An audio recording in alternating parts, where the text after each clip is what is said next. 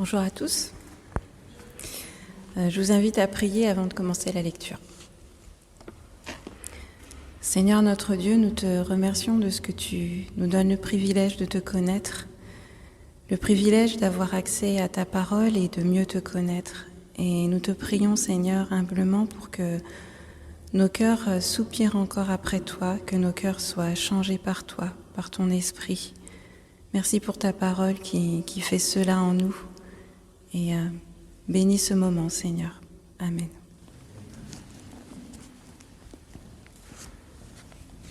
Alors, dans un premier temps, je vais lire 1 Corinthiens 13, puis Apocalypse 2, versets 1 à 7.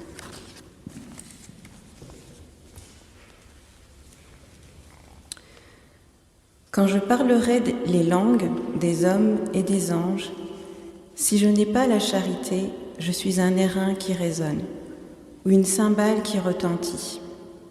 Et quand j'aurai le don de prophétie, la science de tous les mystères et toute la connaissance, quand j'aurai même toute la foi jusqu'à transporter des montagnes, si je n'ai pas la charité, je ne suis rien. Et quand je distribuerai tous mes biens pour la nourriture des pauvres, quand je livrerai même mon corps pour être brûlé, si je n'ai pas la charité, cela ne me sert de rien. La charité est patiente, elle est pleine de bonté. La charité n'est pas envieuse, la charité ne se vante point, elle ne s'enfle point d'orgueil, elle ne fait rien de malhonnête, elle ne cherche pas son intérêt, elle ne s'irrite point, elle ne soupçonne point le mal, elle ne se réjouit point de l'injustice, mais elle se réjouit de la vérité. Elle excuse tout, elle croit tout, elle espère tout, elle supporte tout. La charité ne périt jamais, les prophéties prendront fin, les langues cesseront, la connaissance disparaîtra, car nous connaissons en partie et nous prophétisons en partie. Mais quand ce qui est parfait sera venu, ce qui est partiel disparaîtra. Lorsque j'étais enfant, je parlais comme un enfant, je pensais comme un enfant, je raisonnais comme un enfant. Lorsque je suis devenu homme, j'ai fait disparaître ce qui était de l'enfant. Aujourd'hui, nous voyons au moyen d'un miroir, d'une manière obscure, mais alors nous verrons face à face. Aujourd'hui, je connais en partie, mais alors je connaîtrai comme j'ai été connu. Maintenant donc, ces trois choses demeurent, la foi, l'espérance, la charité. Mais la plus grande de ces choses, c'est la charité. Je lis à présent Apocalypse 2, versets 1 à 7. Écrit à l'ange de l'église d'Éphèse. Voici ce que dit celui qui tient les 7 étoiles dans sa main droite, celui qui marche au milieu des 7 chandeliers d'or. Je connais tes œuvres, ton travail et ta persévérance. Je sais que tu ne peux supporter les méchants, que tu as éprouvé ceux qui se disent apôtres et qui ne le sont pas, et que tu les as trouvés menteurs, et que tu as persévéré, j'ai perdu ma ligne.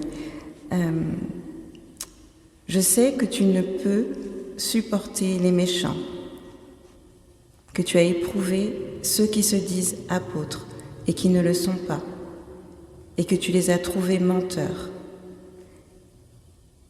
que tu as de la persévérance, que tu as souffert à cause de mon nom, et que tu ne t'es point lassé.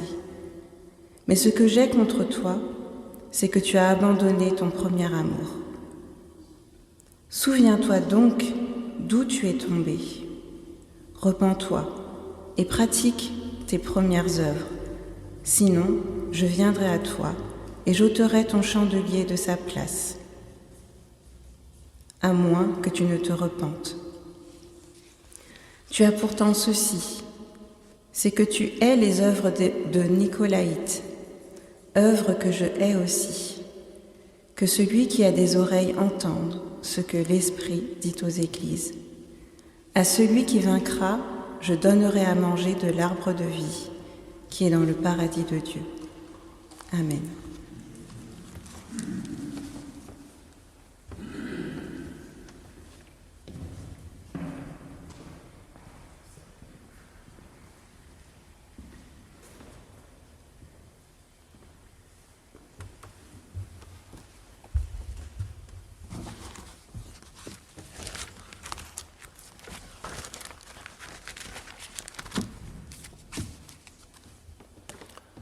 En 2020, début 2020, nous avons fait une série de prédications sur les églises de l'Apocalypse.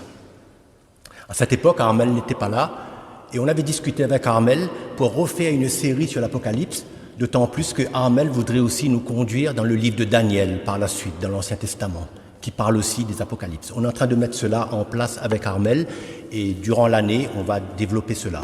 Bien entendu, c'est un peu long, puisque nous avons aussi la liturgie de l'Église à respecter, que ce soit la Pentecôte, Pâques, Noël et tout, et ça nous prend du temps, sans compter les invités que nous avons, le pasteur Joly, qui vient 2 fois par mois le mois dernier, et 1 fois tous les mois, donc ça va être étalé. Mais avec Armel, on y travaille, on fera cela aussi sur l'Apocalypse de Marc, l'évangile de Marc, chapitre 13, qui parle d'une petite apocalypse, ainsi que 2 Thessaloniciens. Nous allons développer ça dans le cours de l'année. Mais pour aujourd'hui, nous allons reprendre cette prédication de Apocalypse 2, 1 à 7, qui avait été donnée au début de 2020, que je vais reprendre pour qu'on puisse aussi le remettre sur notre site internet pour faire une partie Apocalypse. Voilà pour l'introduction. Avant de commencer notre méditation, un rappel concernant les églises dans l'Apocalypse semble nécessaire. Qui est celui qui tient les 7 étoiles dans sa main et qui marche au milieu des 7 chandeliers? Verset 1. Celui qui marche, il s'agit bien évidemment de Jésus, le ressuscité. Il porte des vêtements éclatants, ses yeux sont flamboyants, sa parole est comparée à une épée. Pour rappel, le mot apocalypse signifie révélation de Jésus, le Messie.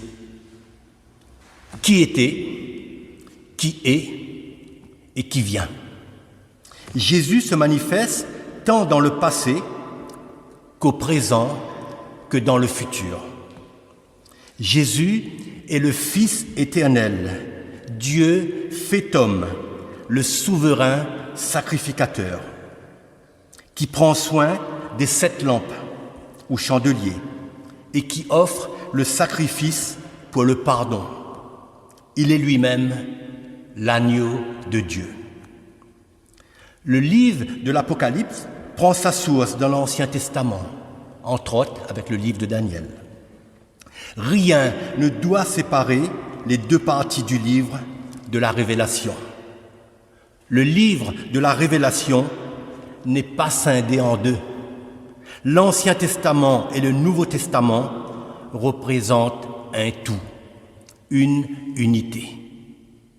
Jésus est aussi, dans ce dernier livre, le juste juge et le bon berger.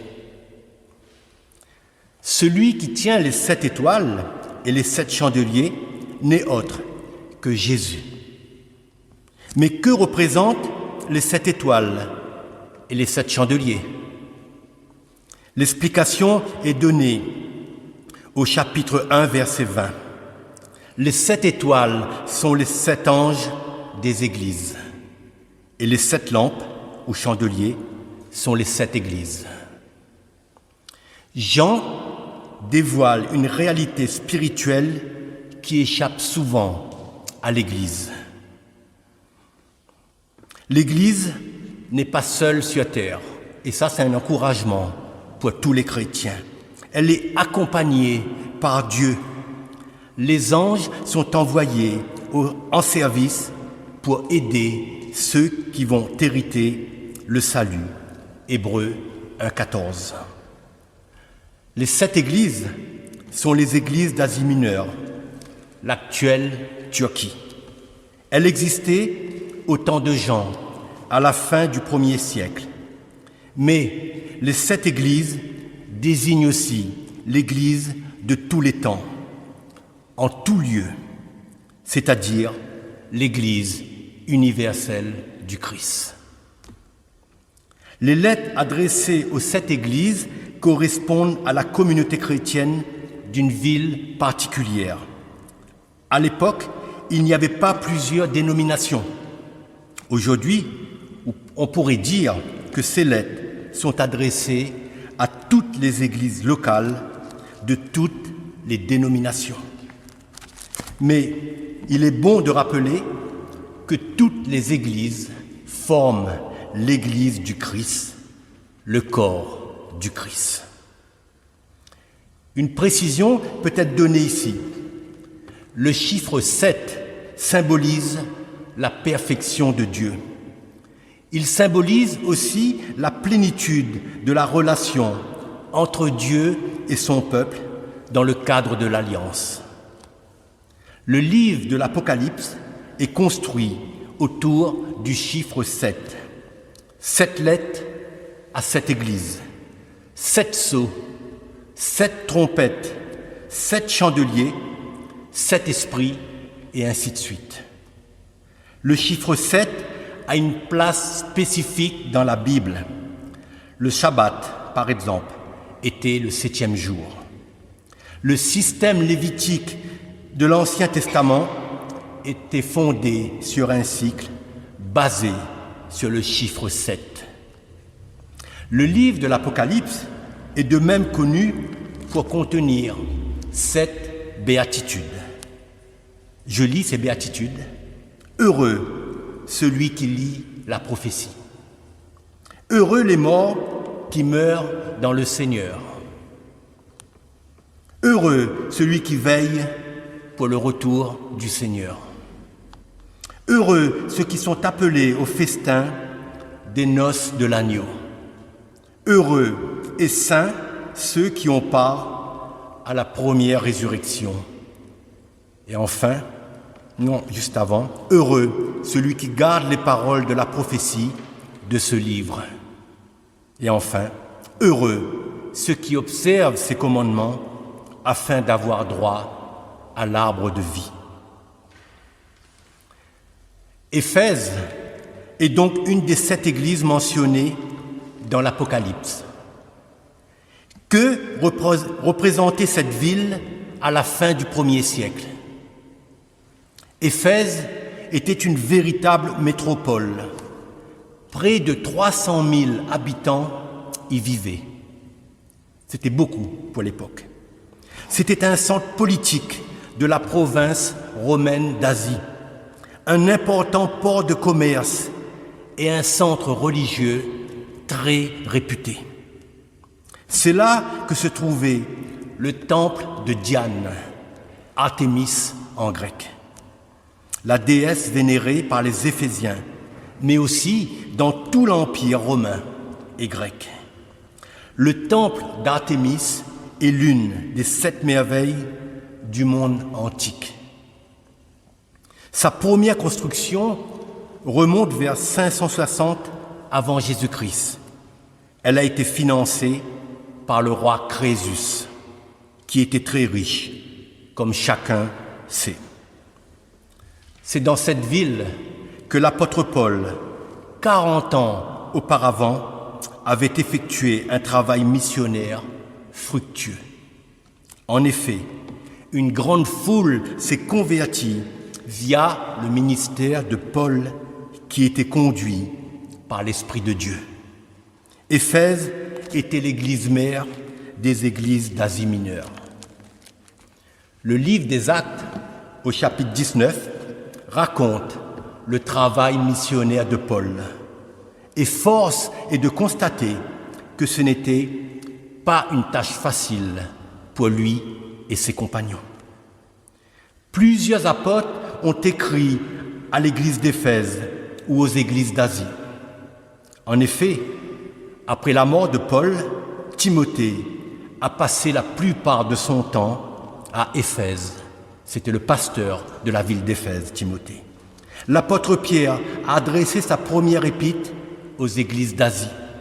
L'apôtre Jean a rédigé son évangile, ses 3 épîtres et l'Apocalypse à Éphèse. Paul a écrit une épître à cette ville. Les apôtres ont choisi cette ville qui a été bénie de Dieu et a vu sa gloire. Alors, que signifie cette lettre écrite à l'église d'Éphèse dans l'Apocalypse? Cette lettre se compose d'encouragements, de reproches et de promesses. Voyons d'abord les encouragements. L'église d'Éphèse est active, travailleuse. Elle montre sa foi et ses œuvres. Elle est également persévérante. Cependant, à la fin du 1er siècle, l'Église, dont la communauté d'Éphèse, doit affronter 2 grands problèmes. Un problème interne et un problème externe. Le problème interne, les faux apôtres, les menteurs répandent un enseignement mensonger, erroné en particulier. Petit a, il y a une influence judaïsante qui menace l'unité juive, non chrétien, et tout ce qui est lié à l'unité du corps du Christ. Pour cela, on se réfère à Éphésiens 2, 11-22, que l'apôtre Paul nous révèle. Petit b, il y a une influence païenne que représente l'idolâtrie et les pratiques du paganisme, qui ont tendance à demeurer ou à pénétrer dans l'Église. On verra cela plus loin. Deuxièmement, il y a un problème externe.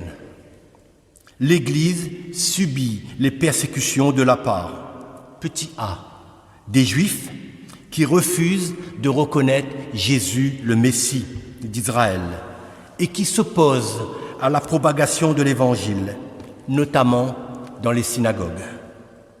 Petit b, les Grecs, mécontents pour des raisons commerciales, les marchands du temple de Diane, Artémis, craignent de voir leur commerce péricliter. Il y avait aussi le problème philosophique, bien sûr, entre autres. Et petit c, il y avait les Romains qui veulent freiner l'essor de la nouvelle religion chrétienne. Ils disaient que c'était une secte juive de la foi chrétienne qui remet en cause le culte de l'empereur et des dieux romains grecs. Il y avait quand même des difficultés pour les apôtres de prêcher l'évangile dans cette ville.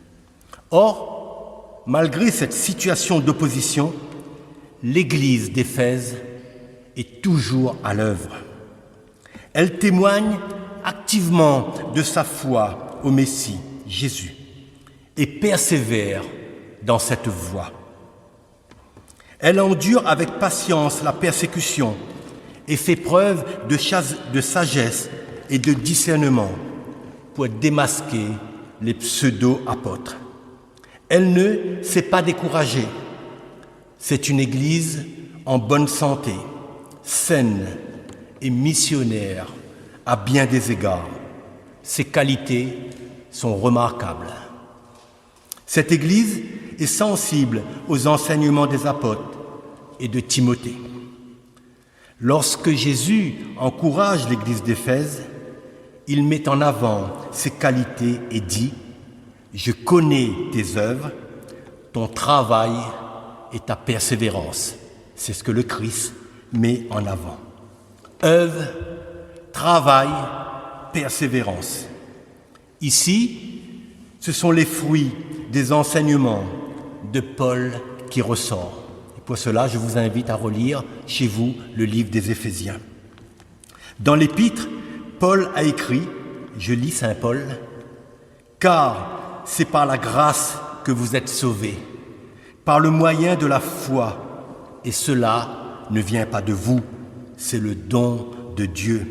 Ce n'est point par les œuvres afin que personne ne se glorifie, car nous sommes son ouvrage, ayant été créés par Jésus-Christ pour de bonnes œuvres, que Dieu a préparées d'avance, afin que nous les pratiquions. Éphésiens 2, 8 à 10. Christ souligne aussi que cette Église ne supportait pas les méchants, et encore moins ceux qui se disaient apôtres et qui ne l'étaient pas, les menteurs. Les Éphésiens savaient éprouver les faux serviteurs et refuser toutes sortes de compromissions. Cette Église a beaucoup souffert à la persécution à cause du nom du Christ. Mais elle ne s'est point lassée. Elle n'a pas abandonné sa mission. Elle a su résister. Elle a su persévérer dans l'enseignement des apôtres. D'ailleurs, à 2 reprises, au versets 2 et 3, le mot persévérance est mis en avant par le Christ. Si le Christ insiste sur ce mot, c'est que cela a de l'importance à ses yeux. La persévérance était un des points forts de l'Église d'Éphèse. La persévérance doit aussi être le fruit et le point fort de notre Église aujourd'hui. On pourrait dire ici, c'est une bonne Église, n'est-ce pas, concernant l'Église d'Éphèse.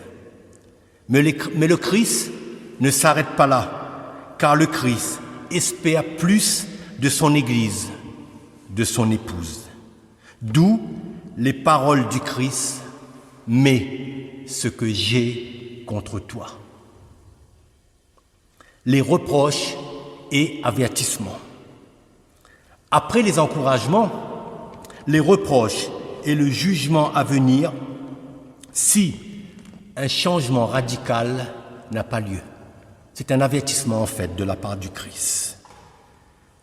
Ce que j'ai contre toi, c'est que tu as abandonné ton premier amour. Voilà comment commence le Christ. Ce que j'ai contre toi, c'est que tu as abandonné ton premier amour. C'est là le principal reproche que Jésus adresse à l'église d'Éphèse. Or, Jésus est présenté dans le livre de l'Apocalypse comme l'époux de l'épouse Église.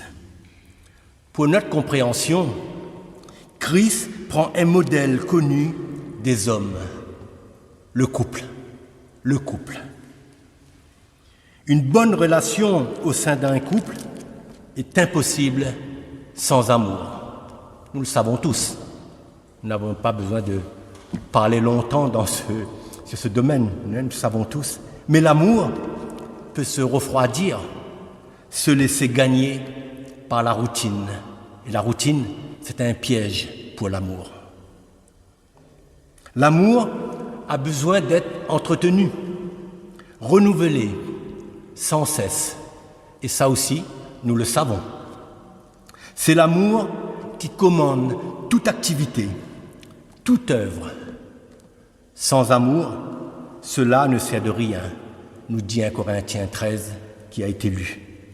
C'est l'amour qui motive, qui alimente la persévérance, qui aide à supporter les souffrances, qui encourage à aller plus loin.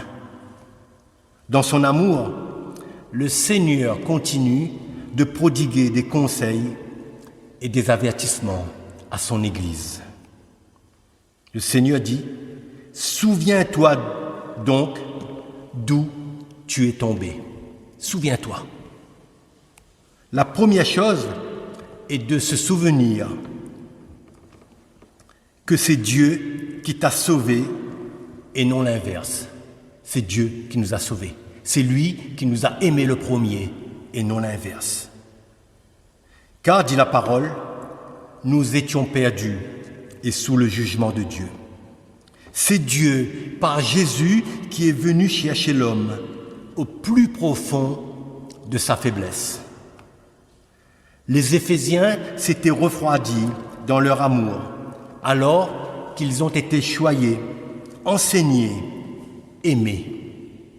Jésus appelle l'Église à revenir à l'amour de la rencontre, à la joie de son salut, à l'exaltation due à cette rencontre, autant donné, sans compter pour son bien-aimé qui faisait toute sa joie. Troisièmement, le Seigneur dit « Repens-toi et pratique tes premières œuvres ». Jésus, ici, lance un appel à la repentance. La repentance témoigne d'un changement d'attitude profond et durable, une réorientation de tout l'être, le désir de vivre une vie renouvelée, conforme à la volonté de Dieu. Pratiquer les premières œuvres, ce sont les bonnes œuvres qui ont été parlées plus haut dans le livre des Éphésiens. D'ailleurs, saint Paul dit « Ce n'est point par les œuvres afin que personne ne se glorifie, car nous sommes son ouvrage, ayant été créés par Jésus-Christ pour de bonnes œuvres que Dieu a préparées d'avance pour son Église, pour ses enfants, afin que nous les pratiquions. » Jésus appelle son Église à se mettre au travail, à ne pas s'assoupir. Aujourd'hui, on dirait, à ne pas se reposer sur ses lauriers. L'engagement doit être persévérant et renouvelé. Et pour nous aujourd'hui, sommes-nous sûrs de ne pas avoir abandonné notre premier amour? C'est une question que le Christ pourrait nous poser aussi aujourd'hui et qu'il nous pose dans sa parole. Si tel est le cas, repentons-nous avec un cœur sincère afin que Dieu nous relève. Et puis le Seigneur donne un avertissement. Il dit « Sinon, je viendrai à toi et j'ôterai ton chandelier de sa place. » Ce serait la perte de son identité et de ses fonctions. L'Église doit rester fidèle à Dieu. Elle a pour mission d'être le témoin fidèle dans la cité des hommes. Si cette mission n'est plus remplie et qu'elle se contente d'un culte solennel mais vide, alors elle n'a plus sa raison d'être. Et le chandelier est ôté de sa place. Le chandelier doit éclairer, nous dit la parole de Dieu. Aujourd'hui, pouvons-nous dire que nous éclairons la cité des hommes, que nous sommes les témoins fidèles? Avons-nous bien mis de l'huile dans nos lampes pour éclairer? L'Évangile selon Matthieu nous dit « Vous êtes la lumière du monde ». Une ville située sur une montagne ne peut être cachée, et on n'allume pas une lampe pour la mettre sous le boisseau, mais on la met sur le chandelier, et elle éclaire tous ceux qui sont dans la maison. Que votre lumière luise ainsi devant les hommes, afin qu'ils voient vos bonnes œuvres, et qu'ils glorifient votre Père qui est dans les cieux. Tel est le témoignage que le chrétien doit rendre dans la cité des hommes. N'est-il pas étonnant de remarquer que des religions ou des idéologies totalitaires s'implantent et se développent dans les pays où la foi chrétienne s'est affaiblie. Si la foi chrétienne devient confuse, que le chandelier n'éclaire plus et mis sous le boisseau, si la foi chrétienne s'éloigne de la révélation biblique pour n'être réduite qu'à une simple expression sociale, alors il ne faut pas s'étonner que ce monde vive dans un tel chaos.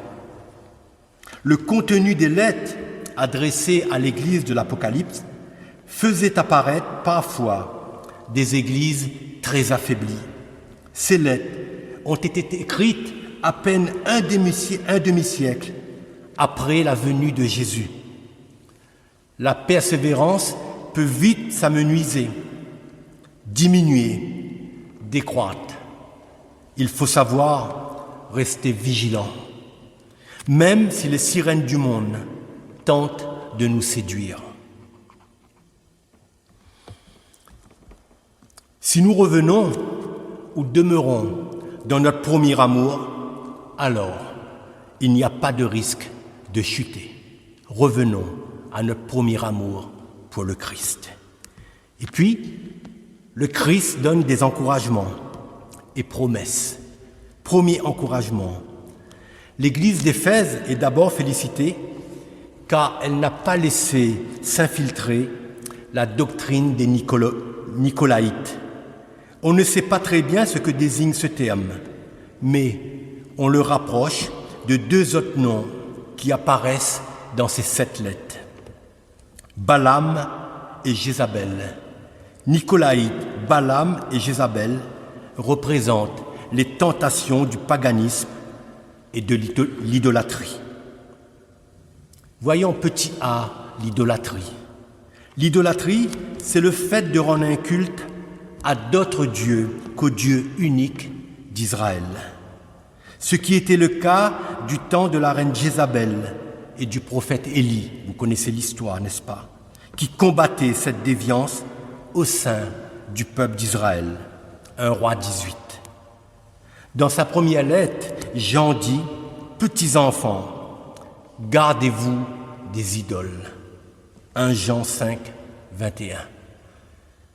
On se souvient des Corinthiens qui avaient tendance à faire du culte chrétien et surtout du repas du Seigneur, une sorte d'orgie païenne, d'où les sévères avertissements de Paul en 1 Corinthiens 11.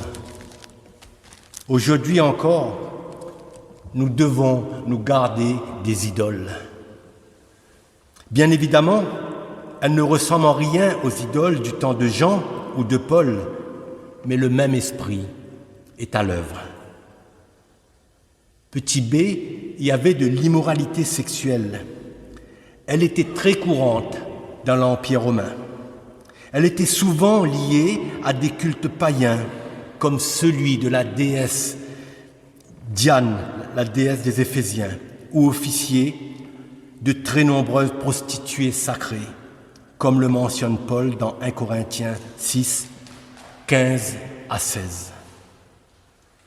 En Nombre 31, 16, nous pouvons lire que Balaam avait tenté d'attirer les hommes du peuple de Dieu à épouser des femmes étrangères et à épouser aussi, par conséquence, leur religion, leurs dieux et déesses, afin de les séparer du Dieu d'Israël. Les Nicolaïtes semblent représenter toutes les formes de compromis possibles. Aujourd'hui, les chrétiens pourraient être tentés de succomber à la culture ambiante pour vivre en conformité avec certaines de leurs relations, pour éviter le rejet de l'homme sans se soucier inconsciemment qu'en agissant ainsi, c'est Dieu qu'il rejette. Il est bon de rappeler que si nous vivons dans ce monde, si nous vivons selon sa culture, jusqu'à un certain point, nous ne sommes pas pour autant du monde. Nous ne partageons pas certaines valeurs de ce monde, ni toutes ses pratiques, qu'elles soient religieuses, sexuelles, politiques, culturelles ou sociales. En deuxième position, voyons les promesses du Seigneur. Le Seigneur dit que celui qui a des oreilles entende ce que l'Esprit dit aux églises. À celui qui vaincra, je donnerai à manger de l'arbre de vie qui est dans le paradis de Dieu. La promesse de Dieu est assortie d'une condition. Il faut vaincre. Nous sommes invités à persévérer par la grâce et avec la force que nous communique l'Esprit de Dieu, afin de demeurer en communion avec le Seigneur. La promesse est de pouvoir goûter le fruit de l'arbre de vie. Y aurait-il une sorte de parallèle entre le fruit de l'arbre de vie et le fruit du palmier dattier qui était l'emblème d'Artémis? En tout état de cause, l'un conduit à la vie et pas l'autre. Vous vous souvenez, en Grèce, quand il y avait les Jeux Olympiques, on donnait aux vainqueurs une couronne, des feuilles de dattier. Est-ce que c'est ça? C'est à ça que le Christ fait allusion ici? On ne sait pas. Mais toujours est-il, il veut nous donner de l'arbre de vie. Et c'est ça le plus important. Pour nous, chrétiens du XXIe siècle, il nous faut persévérer dans l'enseignement de Jésus, revenir à notre premier amour et avoir un chandelier qui éclaire sur la colline. Que Dieu nous aide à accomplir les œuvres qu'il a préparées d'avance afin que nous les pratiquions pleinement. Ayons du discernement et de la sagesse pour nous repentir de nos mauvaises voies, de nos mauvais choix, afin que nous ne soyons pas une pierre d'achoppement pour ceux que nous connaissons. Soyons dans la joie de notre salut et poursuivons avec persévérance le chemin tracé par Dieu qui mène dans l'éternité visible où nous pourrons manger de l'arbre de vie dans son paradis. À Dieu soit toute la gloire. Amen.